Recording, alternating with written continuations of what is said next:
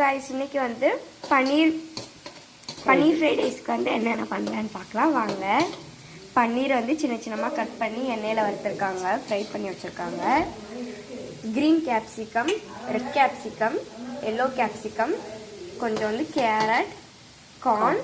இப்போ வந்து ஒரு எண்ணெய் சட்டியில் வந்து சட்டியில் வந்து எண்ணெயை ஊற்றி பீன்ஸ் வந்து எங்கள் அம்மா போட்டு கிண்டியிருக்காங்க. இப்போ அது நல்லா வதங்கினதுக்கப்புறம் கேரட் போட்டுக்கலாம்.